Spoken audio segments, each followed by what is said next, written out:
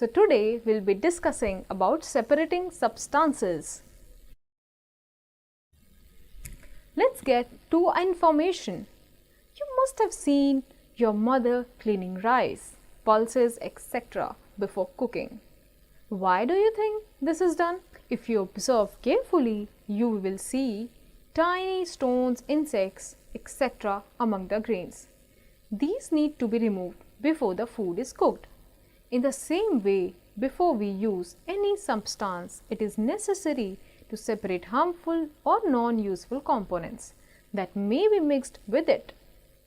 For this purpose, different processes are used for separating substances having different properties. Before the separation, we must know the difference between mixtures and pure substance. So basically, आप सब लोगों ने अपने घरों में देखा होगा अपनी मम्मी को जब चावल बनाते हैं या दाल बनाते हैं तो कैसे पानी से जो उसमें इंसेक्ट्स हैं या स्टोन्स हैं वो साफ़ करते हैं ना, तो हम कैसे सेपरेट कर रहे हैं चीज़ों को। वैसे ही ये जो सेपरेशन टेक्निक्स हैं ये हमें हेल्प करती हैं चीज़ों को एक चीज़ से दूसरी चीज़ को अलग करने के लिए। तो जैसे ही हम अब आगे चैप्टर में बढ़ेंगे उससे पहले हम जानेंगे what are mixtures and pure substances. Let's get to the next topic. So, let's see the difference between mixture and pure substance. A mixture can be defined as something that has a variable composition and is a combination of two or more elements or compounds. So, mixture, as the name suggests, is made up by mixing two or more substance. तो दो तीन चीज़ों से मिलके बना है ये, ठीक है। तो next is, in nature, there are about 118 elements. The entire universe is made from these 118 elements. Just like all these words of English language are made from 26 letters. तो जैसे अब देखा जाए कि जो letters हैं, जितने भी हम words पढ़ते हैं इंग्लिश में, किससे बने हैं? Essentially, ये अल्फ़ाबेट 26 letters से बने हुए हैं, right? वैसे ही जो भी हम आसपास अपने देखते हैं वर्ल्ड में, these are made up of 118 elements. For example, hydrogen and oxygen are both gases which combine to form water, which is a liquid. अब hydrogen and oxygen को combine करके क्या मिलता है? Water, एक liquid form, जबकि oxygen और hydrogen gas है. Similarly, sodium is a metal and chlorine is a gas. They combine to form a sodium chloride, which is a common salt. अब सोडियम मेटल है, क्लोरीन गैस है, but उनको combine करने के बाद क्या मिल रहा है? सोडियम क्लोराइड, जो एक सॉल्ट है, जो नॉर्मल हम घरों में सॉल्ट यूज करते हैं, which is called sodium chloride. Components of a mixture can be separated by physical means. Okay, so this is very important. जो मिक्सचर के कंपोनेंट है ना, उनको हम फिजिकल तरीके से सेपरेट कर सकते हैं। अगर मिलाए भी गए हैं तो सेपरेट भी कर सकते हैं, right? On the other hand, a pure substance always has the same composition. Pure substances are either elements or compounds. They consist of only one type of components. For example, oxygen, nitrogen, sugar and distilled water. A pure substance can be separated in its components by any physical matter. Very important. Pure substance जो होते हैं वो pure हैं, as a name suggest, तो वो सिर्फ बने हैं केवल ऑक्सीजन से, नाइट्रोजन से, शुगर से, तो हम उनको सेपरेट नहीं कर सकते, ओके, कोई भी फिजिकल मीन से। Now again let's pull your sleeves and see one experiment. Let's take 3 clean 250 ml glass tumbles. Mark them P, Q and R. Okay, fill 3/4 part of these tumblers with water. Add 2 teaspoonful of sugar, common salt and soil to the tumbles P, Q and R respectively. तो P में हमने क्या डाला? Sugar डाला, Q में हमने डाला salt और R में हमने डाला थोड़ा सा soil. Stir the contents, stir से बोलूँ ना, stir the contents of these tumblers with separate spoons. Observe the contents of these tumblers after some time. We can see that in the glass tumblers P and Q, the sugar and common salt have dissolved. There are no visible undissolved particles in these glass tumblers, while in the glass tumbler R, some nutrition such as grass and clay particles are floating along on the surface of water. अब PQ में जिसमें हमने salt और sugar डाला था, इसको mix करेंगे spoon से तो हमें क्या दिखेगा? हमें एक मोर और लेस क्लियर सोल्यूशन दिखेगा, बट हमें नमक और चीनी अलग अलग नहीं नज़र आएगी.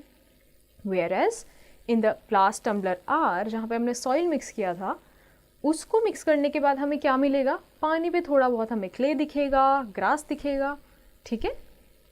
Now the heavier particle of sands etc. are settled down at the bottom of the glass tumbler. We can see the following and settled particles more clearly with a magnifying glass. This shows that sugar and salt are pure substance while soil is a mixture of different substance that can be separated. तो इस exercise से हमें क्या पता चला? जो हमने P and Q tumblers में दो चीज़ें क्या डाली थी? Sugar and salt. These are pure substance. तो क्या हम किसी भी फिजिकल मेथड से P और Q में जो हमने शुगर डाली है और सॉल्ट डाला है उसको निकाल सकते हैं वापस? नहीं निकाल सकते. ओके. वेयरएज इन R, जो हमने सॉइल डाला है उसको हम सेपरेट आउट कर सकते हैं. कैसे? फिल्टर पेपर से हो सकता है. तो ये एक मिक्सचर है. Alright, let's get to the next page. Okay, so what's the need for separation? Let's understand this. We need to separate the components of mixture for various reasons, such as to remove the undesirable or harmful components. अब इसका example देखते हैं. अभी हमने पढ़ा ना कैसे mummy चावल और दाल को साफ़ करती थी पानी से और क्या उसमें से इंसेक्ट्स, स्टोन्स निकाल देती थी. तो ये उसी का एग्जाम्पल है. जो अनडिज़ायरेबल है, जो हार्मफुल कंपोनेंट्स है हमारे फूड में या किसी भी चीज़ में, उसको सेपरेट करना, उसको निकालना, इसलिए नीड होता है सेपरेशन का. Next is to remove the impurities as to obtain pure samples of a substance. Pure substance are needed in medicines, research, industries and also in daily life. So let's say हमें oxygen हो गया या nitrogen हो गया या और जो चीज़ें हो गई, अगर हमें वो प्योर फॉर्म में चाहिए, जो कहाँ कहाँ यूज़ हो जाता है, मेडिसिन में यूज़ होता है, इंडस्ट्री में भी यूज़ होता है, कभी कभार डेली लाइफ में भी होता है. जैसे कि कोविड के टाइम ऑक्सीजन प्योर फॉर्म में यूज़ हो रहा था, जब हमें ऑक्सीजन बिल्कुल डायरेक्ट चाहिए था सिलेंडर्स में, तो वो उसके लिए हमें ऑक्सीजन से इम्प्योरिटीज़ निकालने के लिए ये सेपरेशन मेथड यूज़ होते हैं. वो एक क्या बनता है? Pure sample. Next is to separate useful components of a mixture so that each component can be properly used. For example, petrol, diesel, kerosene, etc. are useful components of crude petroleum and need to be separated.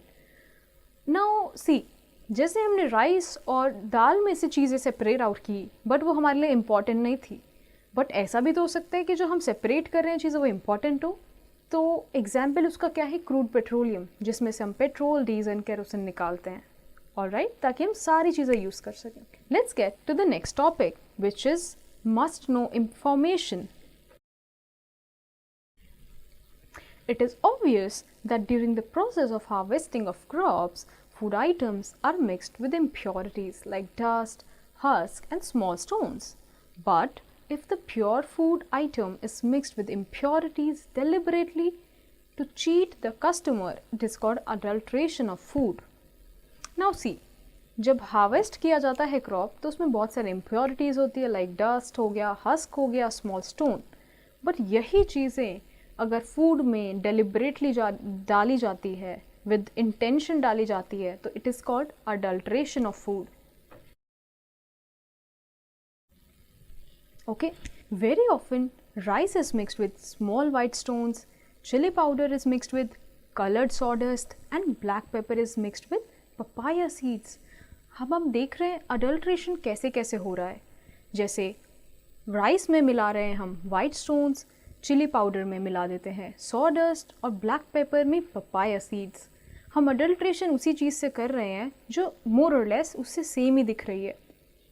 Not to speak of stones and seeds, greedy sellers mix very poisonous chemicals in food items such as turmeric is mixed with poisonous chemical to give it an attractive yellow color. यहीं पे कुछ कभी कभार turmeric में ऐसे poisonous chemicals भी मिला दिए जाते हैं ताकि वो और पॉइजनस हो जाता है और उसको वो क्या दे रहा है, अट्रैक्टिव येलो कलर दे रहा है और हम उससे अट्रैक्ट हो जाते हैं. Thus, to escape from adulteration, we should always buy good quality food items and reliable shops. Okay, this is very important. So let's get to the next topic, which is methods of separation. Depending upon the nature of impurity, various methods of separation are used. The properties which are different for different substances are generally used for separating the components of mixture. Here are some of the commonly used methods for the separation of undesired substances from mixture. अब हम देख रहे हैं separation कैसे किया जाता है mixture का. अब ये depend करेगा कि जो उसमें impurities है या जो उसमें चीज़ें डली हुई है उसका nature क्या है, उसकी property क्या है. Based on that, method of separation will vary. Let's get to the topic. Separation of solids from solids. So, अगर हमें solids को ही solids से separate करना है, so what are all the methods? Let's get dive into it. First is hand picking.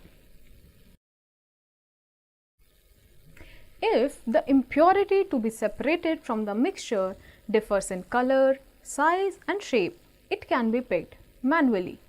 तो अगर जो mixture में डिफरेंट इम्प्योरिटीज़ है अगर वो डिफ़र कर रही है कलर में, साइज में और शेप में, राइट? तो उसको हम मैनुअली पिक कर सकते हैं. मैनुअली मतलब क्या, हाथों से पिक करके उसको सेपरेट आउट किया जा सकता है. This methods of separation of impurity by hands is known as hand picking. It is generally used to separate small pieces of stones, husk and grains from the wheat, rice, pulses and sometimes from spices. If ratio of these undesirable components is large, then such a method would require a lot of time and would be quite laborious. तो अगर हम यही सारी चीज़ें let's say एक component में बहुत ही ज़्यादा स्टोन्स हैं और हम राइस को सेपरेट आउट कर रहे हैं तो बहुत ज़्यादा टाइम लग जाएगा, राइट? और लेबोरियस हो जाएगा, बहुत सारे लेबर चाहिए होगा उसको करने के लिए. This is what it is saying. Let's again pull your sleeves and take a look into this. Take some black gram and mix some stones with them. Now spread them on paper sheet. Can we separate them easily? Can you? Yes, because these two components have different size and colors. Now try to separate the pieces of stones from the gram using your hands. तो छोटा सा activity है कि आप जो कोई भी grain ले लो, कोई भी दाल ले लो, उसको मिक्स करो पेबल्स के साथ और फिर पेपर पे डालने के बाद उसको सेपरेट करो. तो सिंस मार्बल का जो साइज़ है, जो कलर है, जो टेक्सचर है वो बिल्कुल ही डिफरेंट है ग्राम से, राइट? तो हम उसको ईजिली सेपरेट कर सकते हैं किससे? Using hands. So this tells about are picking, hand picking method. Now let's get to the next topic which is threshing method. You must have seen bundles of wheat and paddy stalks lying in the fields after harvesting the crop. The stalks are kept in sun to dry before grains are separated from them. Let's get to the next page. The process of separating the grains from the harvested crop plant is called threshing. तो आप लोगों ने देखा होगा जब crop को harvest कर लिया जाता है तो फील्ड्स में उनके बंडल्स बना के रख दिए जाते हैं. डिड यू एवर क्वेश्चन कि वो बंडल्स क्यों बनाए जा रहे हैं? It is because of the reason of threshing. It is done by beating the stalks on the ground so as to loosen the grains contained in them. ताकि जो भी उसमें ग्रेन्स हैं, जो भी हमने क्रॉप्स जिस चीज़ के लिए उगाया है, अगर हम वो क्रॉप को पटक पटक के जो हमारे फार्म्स हैं उस पर निकालते हैं तो क्या होता है कि ग्रेन्स अलग निकल जाते हैं और जो उसके पार्ट होता है प्लांट का वो अलग निकल जाता है. In the traditional method of threshing the harvested crop is spread on the ground in a small area and various cattle like buffaloes, bullocks and camels are made to walk over it again and again in a circle. During threshing, the leaves and stems of the crop plants are converted in a very small pieces called hay, which is used as fodder for animals. तो पहले क्या होता था,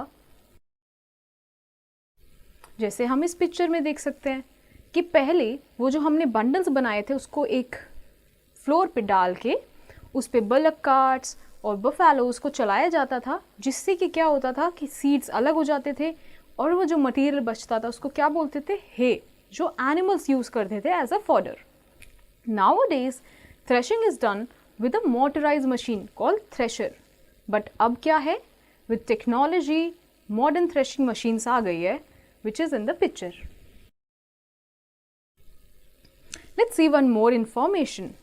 Earlier, threshing machines were hand-fed and horse-powered and were the size of an upright piano.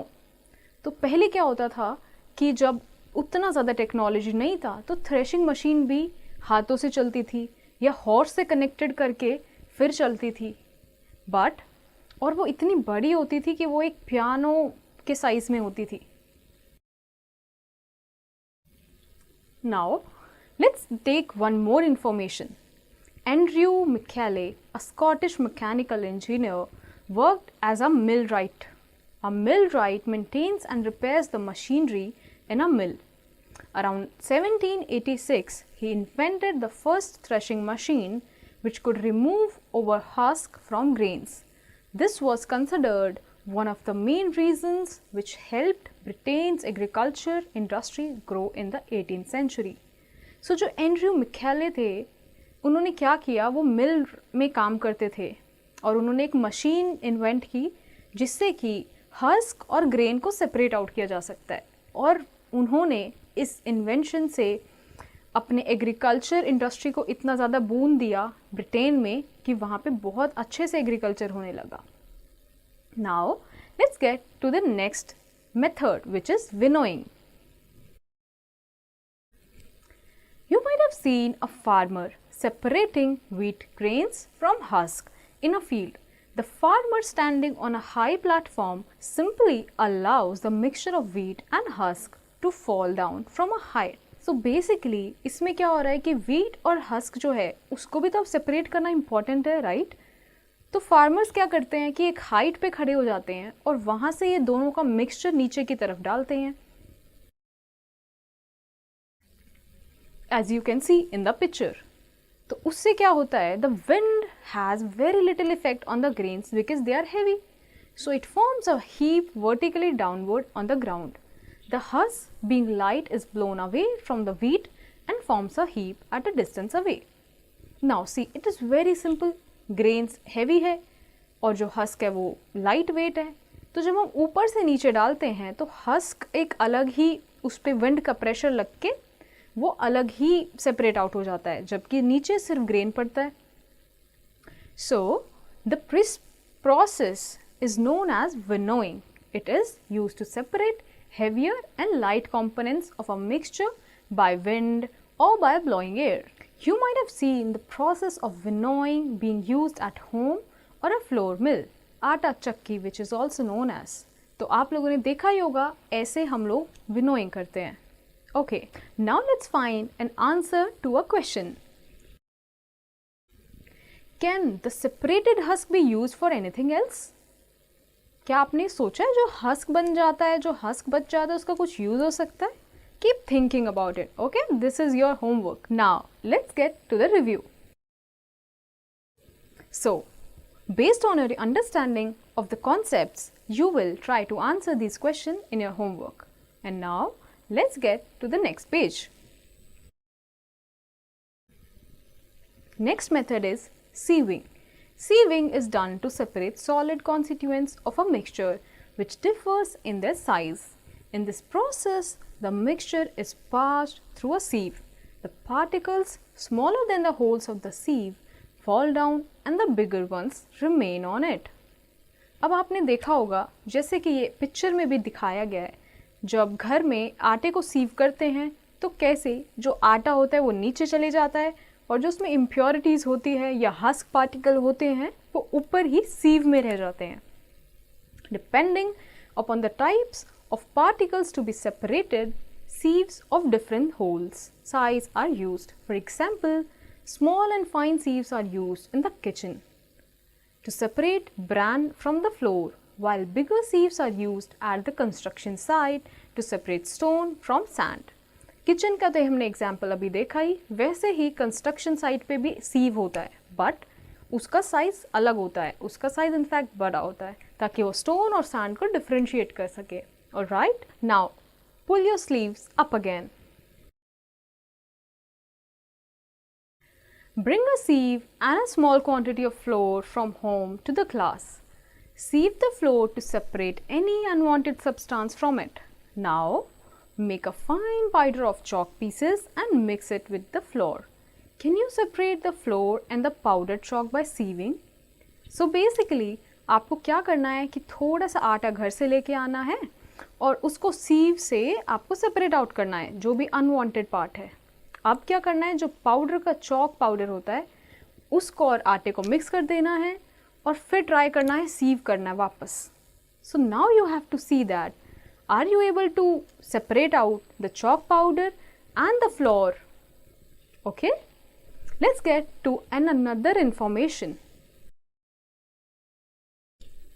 The bigger particles in wheat bran are fibers. These act as roughage and are very important for the digestion of food. तो जो मोटा वाला part होता है wheat का जो बच जाता है जब हम सीव करते हैं, which is called fiber, and it is very important for the digestion of food, and it is called roughage. Now let's get to the next topic: separation of insoluble solids from liquid. अभी हमने solid से solid का separation देखा, अब हम देखेंगे solid से liquid का separation. Let's get to this methods which is sedimentation and decantation. These methods are used to separate a solid liquid mixture in which the solid is heavier than the liquid. For example, a mixture of sand and water. तो यहाँ पे separate क्या हो रहा है, एक liquid है और एक सॉलिड है. Alright? If you allow the mixture to stand still for some time, the solid will settle down and the bottom and the liquid will remain over it. This process is called sedimentation. अब आप इसको एक बहुत example से समझ सकते हो. Let's say आप एक बीकर है, उसमें आपने सैंड मिलाया और पानी डाला. तो अब after some time the soil will settle down on the surface, right, जैसे इस पिक्चर में हुआ है. इस प्रोसेस को हम क्या बोलेंगे, सेडिमेंटेशन. इसमें जो हैवी पार्टिकल सॉइल के थे वो नीचे सेटल डाउन हो गए और पानी ऊपर क्लियर बच गया. Alright, the liquid above the sediment is known as the supernatant liquid. अब जो ऊपर जो लिक्विड बच गया उसको क्या बोलते हैं, supernatant liquid. After sedimentation, decontamination is carried out by pouring out the supernatant liquid carefully into the another vessel, leaving behind the sediment. In the laboratory, you may pour out the liquid using a glass rod to avoid spilling. तो अब जो पानी बच गया वही तो हमारे काम का था, वही हमें निकालना था. तो अब हम नेक्स्ट क्या करते हैं, उस पानी को स्लोली दूसरे कंटेनर में डाल लेते हैं. तो उसको क्या बोलते हैं, decantation. Alright, now let's move to the next information. Decantation can also be used for separating two immiscible liquids such as oil and water. Such liquids do not mix with each other and appear in a separate layers. Basically, this technique can also be used to separate oil and water. जैसे oil and water mix नहीं होते तो ये method हम use कर सकते हैं ऐसी चीज़ों को भी सेपरेट आउट करने के लिए. Let's pull your sleeves up again. Take about 25 ml of cooking oil and about 25 ml of water and mix them together in a beaker of 100 ml. Now, stir the liquid with a glass rod. Now keep the beaker undisturbed for some time and observe. Cooking oil forms a separate layer above the water. Now, separate this upper layer of oil by the decantation process. तो basically आपको same amount of liquid और same amount of oil लेना है, एक beaker में डालना है और उसको मिक्स करना है. मिक्स करने के बाद you will observe that oil का जो लेयर है वो पानी के ऊपर बन गया है, राइट? अब डिकेंटेशन मेथड से आप इसको रिमूव कर सकते हो. So let's get to the next page. Now you must know this very important information. Sometimes the suspended particles of solid in a liquid are very fine. They take a very long time to settle down. For example, the particles of clay in muddy water are very fine and their sedimentation takes a very long time. हमने देखा होगा जब हम soil को पानी में mix करते हैं तो उसके पार्टिकल्स बहुत छोटे होते हैं. पानी में घुलने के बाद वो नीचे सेटल डाउन होने में बहुत टाइम लगते हैं. In loading, a piece of alum is stirred into the water. As the alum dissolves, it sticks to the fine clay particle and makes them heavier. Then they settle down quite easily. तो अगर हम alum भी डाल दें तो वो क्या होगा कि जो particles हैं जो बहुत टाइम ले रहे थे स्टिक होने नीचे की तरफ, अब वो थोड़ा क्विकली हो पाते हैं. You may have observed after a shower of rain the sky becomes very clear. It is because the dust particles in the air gets loaded by the raindrops and settles down, leaving the air clean and fresh. अब आपको समझ आया कि कैसे बारिश के बाद आसमान इतना साफ दिखता है, क्योंकि जो भी डस्ट पार्टिकल्स जो हम देख नहीं पाते बट एनवायरनमेंट में होते हैं उनको रेन ड्रॉप अपने साथ हैवी बना देती है और फिर वो नीचे जल्दी सेटल डाउन हो जाते हैं. Okay, let's start with the topic filtration. You must have seen in your home that after preparing tea, it is passed through a strainer, wise mesh, to separate tea leaves from tea. Since tea leaves are bigger than the holes of strainer, they are retained on the strainer, which works as a filter. This act of passing a liquid through a filter or a piece of equipment in order to remove particular undissolved substance is known as filtration. Filtration is used to separate solid impurities from liquid, as you can see in the image here.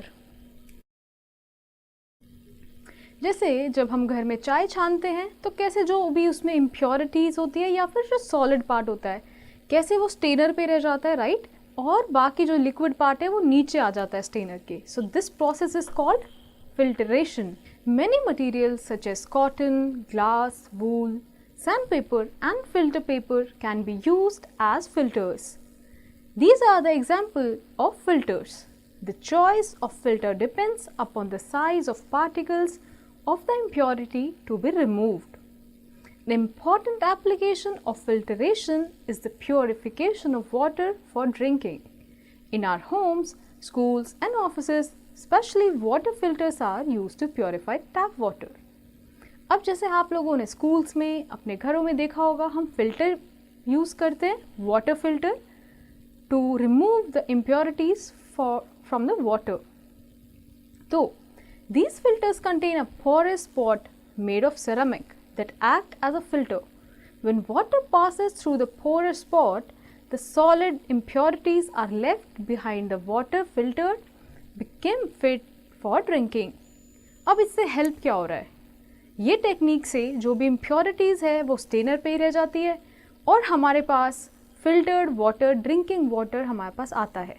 Now let's start with an experiment. The aim of this experiment is to separate water from a mixture of chalk and water using the method filtration. अभी जो हमने पढ़ा उसी का हम practical implication देखते हैं. What are the materials required? We will need mixture of chalk and water, 2 beaker, funnel, filter paper, glass rod and iron stand. Let's get to the methods now. First, fold a circular filter paper to make it a semicircle.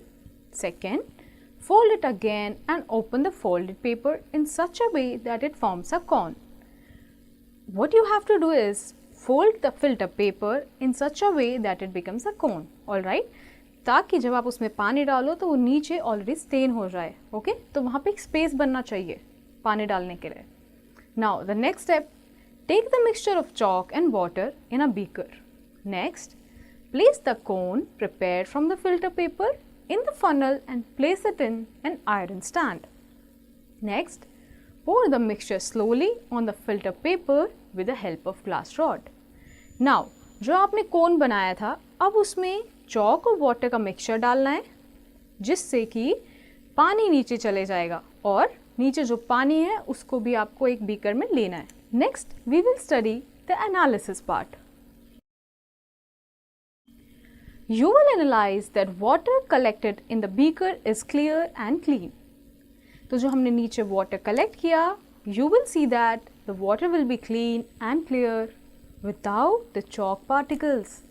So what's the inference out of this experiment? Thus, water is separated from the mixture of chalk and water by filtration. इससे हमें समझ आया कि filtration के process से हमने chalk और water के मिक्सचर को सेपरेट आउट किया. Alright, let's move to the next page. So there is one point to notice that the clean liquid obtained from after filtration is called filtrate and the solid particle left behind on the filter paper are called residue. So if we see from our last experiment, the chalk was the residue and the water that was stained was the filtrate. Let's find an answer to another question. Why is separating funnel arrow at the bottom? आप लोग ये सोचना कि जो हमने कोन बनाया उसको कोन ही shape क्यों दिया? नीचे से वो बहुत नैरो था, ऊपर से ब्रॉड था. Okay, now we will move to the next topic, separation of soluble solids from liquids. अब हम देखेंगे कैसे तो हम सेपरेट कर सकते हैं soluble solids को liquid से. First comes the evaporation method. The process by which liquids on heating convert into vapor is called evaporation. Okay, तो पहले evaporation के बारे में जानते हैं. वो मेथड जिससे कि लिक्विड को हीट करने पे वेपर बन जाता है, तो इसको इवेपोरेशन बोलेंगे.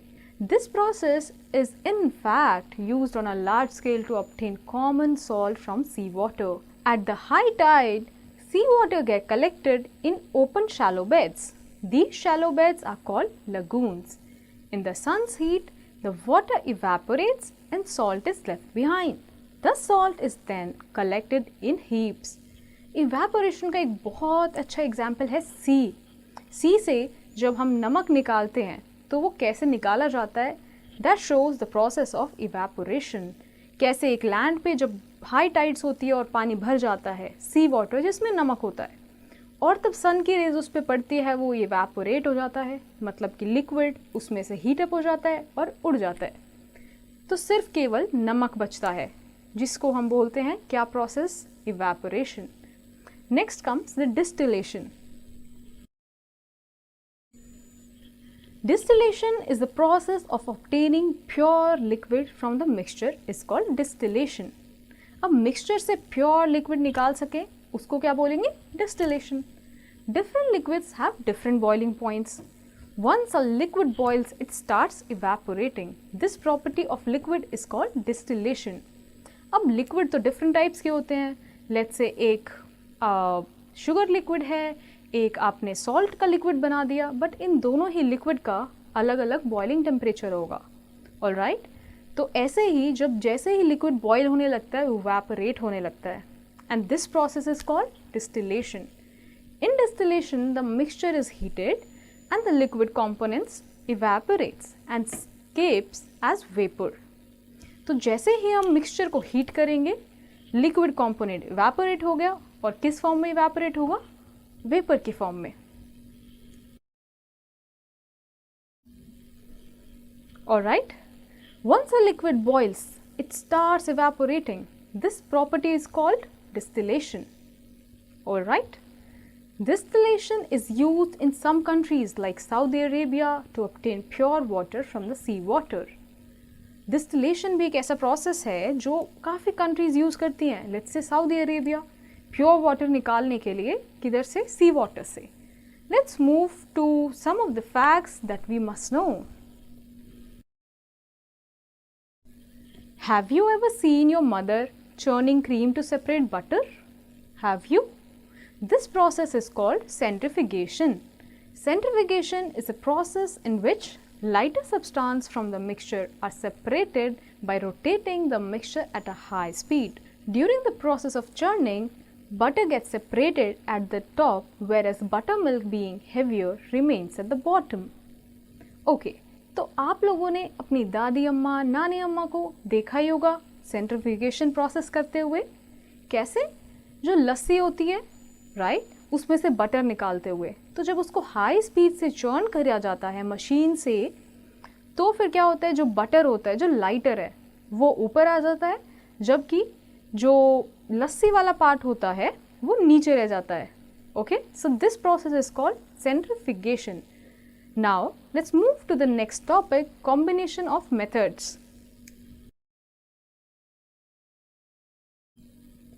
There are several methods by which simple mixture can be separated in a single step, but there are some mixture that cannot be separated by a single method. Such mixtures would need a combination of 2 or more methods for complete separation.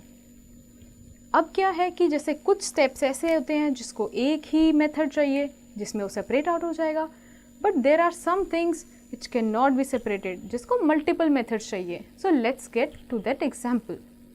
It is impossible to separate a simple mixture of salt and sand by any such method like hand picking और sieving. It would require an indirect method. If water is added to the mixture, the salt will dissolve in it, leaving the sand intact. The sand can be separated from the solution by the process of decantation or filtration. Now see, we have salt, soil and water. अब हमें water की help से soil और salt को separate out करना है. अब एक beaker में हम इनको mix कर देंगे और water डाल देंगे, और अब water और salt तो mix हो गए, तो नीचे बच गया क्या? sand. अब sand तो हमारा separate out हो गया. अब जो ऊपर सुपरनेटेंट बचा है हम उसको निकाल लेंगे with the process of decantation. Alright, now the task is to remove water from the salt. Let's see how we will do it. Now the salt can be then remove from the salt solution by evaporating the water. If needed, the water vapor can be turned back into the liquid by the process of condensation. Thus, a mixture of sand, salt and water can be separated by a combination of methods such as decantation, filtration, evaporation and condensation. तो अभी आपने देखा हमने decantation use किया, filtration use किया. कैसे? कि हमने पानी को अलग निकाला, salt को, पानी और salt को अलग निकाला. अब हम evaporation करेंगे वो salt और water के मिक्सचर का, तो उससे क्या होगा? वाटर अलग हो जाएगा और सॉल्ट अलग हो जाएगा. ऑलराइट, फिर हम वापस से वाटर को जब कंडेंस करेंगे वेपर्स को, तो कंडेंसेशन हो गया. This is how we can separate out things. Alright, now let's move to the next page. Let's get to a very interesting topic. Water treatment plants also use a combination of methods like sedimentation, decantation, loading and filtration to remove the undesirable impurities from the river water. ये जो भी हमने methods पढ़े like sedimentation, decantation, ये daily basis पे water treatment plants में भी use होते हैं to separate out impurities from the river water. Once the water arrives at the plant, it is rapidly mixed with the aluminium sulfate, alum. तो water जैसे ही plant में, जो water treatment plant है वहाँ आता है, वैसे उसको aluminium sulphate which is also known as alum, उससे मिक्स कर देते हैं. तो उसका हेल्प क्या है, उसका यूज़ क्या है? Let's get to it. that helps the impurities mix together to form a bigger particle. Next, the water flows into the sedimentation basins where the heavy particles sink to the bottom and are removed. तो basically alum से क्या होता है, alum से जो impurities होती है वो एक दूसरे को स्टिक कर लेती है और वो एक बड़ा पार्टिकल बना लेती है. अब अगर बड़ा पार्टिकल है तो उसको रिमूव करना भी ईजी होगा, राइट? तो सेडिमेंटेशन बेसिन्स में वो पार्टिकल, हैवी पार्टिकल सिंक हो जाते हैं नीचे और उनको रिमूव कर दिया जाता है. Now the water travels through the filters made of sand and gravel. Filtration removes any remaining microscopic particles. Finally, the water is disinfected to protect it against bacteria by chlorination. तो अब देखो, बड़ा वाला जो हमारा पार्टिकल था impurity का वो तो रिमूव हो गया.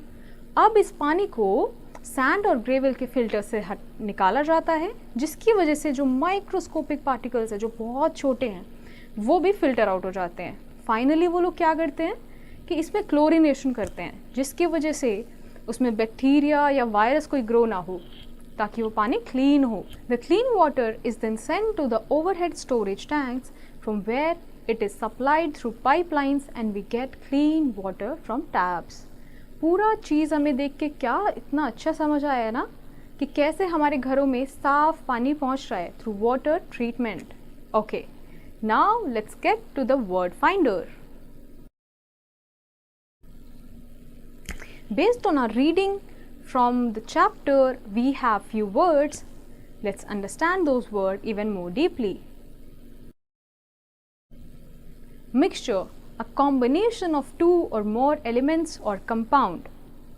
Husk, dry outer covering of grains. Crude petroleum. It is the liquid which is dug out deep inside the earth. Sieve, a plate with many holes used for sieving. Threshing, it is a process of beating harvested crop to separate seeds from the husk. Now comes the winnowing. Winnowing is a process of separating lighter husk from the heavier grains of wind. Now, sedimentation. It is a process of separating insoluble solids from liquid by allowing them to settle down. Next is decantation. It is a process of separating liquid from solid and other liquids by removing the liquid layer at the top from the layer of solid or liquid below. Next comes the filtration. It is a process of removing impurities by means of a filter. Next comes the evaporation. A process of conversion of liquid into vapor. Next comes the distillation. It is a process of separation of two miscible liquids from the mixture. Next comes the centrifugation. It is a method of separating mixtures through the use of centrifugal force and spinning. Next, lagoon. It is a shallow body of water separated from sea by sandbars. And last is the condensation. It is a process of conversion of water vapor into its liquid form. Now, let's take a look based on our understanding from this chapter. First, two or more components can be combined in any ratio to form a mixture. Mixture बनाने के लिए हम दो components को किसी भी ratio में मिला सकते हैं. Alright. Next, a pure substance is made up of only one kind of particle. So as the name suggests, pure substance में एक ही तरीके का particle होगा. We need to separate different components of a mixture so as to remove undesirable and harmful components and to obtain useful and pure components. तो हमें कुछ components ऐसे होते हैं, कुछ मिक्सचर्स ऐसे होते हैं जिसमें अनडिज़ायरेबल और हार्मफुल कंपोनेंट्स भी होते हैं, तो उसको निकालने के लिए हमें प्योर कंपोनेंट भी एक्सट्रैक्ट आउट करना पड़ता है. Alright, next point is there are different methods of separation of mixtures. Some of these are hand picking, winnowing, sieving, sedimentation, decantation, filtration, evaporation and distillation. हमने सारे methods ऊपर discuss किए ही हैं, तो these are just the methods. all right. Immiscible liquids like oil and water can be separated by decantation process. ये वाला experiment में देखा था ना हम लोगों ने, कैसे हमने इमिसिबल लिक्विड को सेपरेट आउट किया था. Next come evaporation is used on large scale to obtain common salt from the sea water. Next come the evaporation is used on large scale to obtain common salt from sea water. ये भी हमने experiments में देखा था कैसे common salt और सी water को separate out किया जाता है. Next come the centrifugation. So centrifugation is used to separate butter from cream or milk whole. Next, a combination of methods of separation can be used to separate various components of a mixture. Alright, now I would like you to take on these concepts and memorize it and try to understand it even more deeper.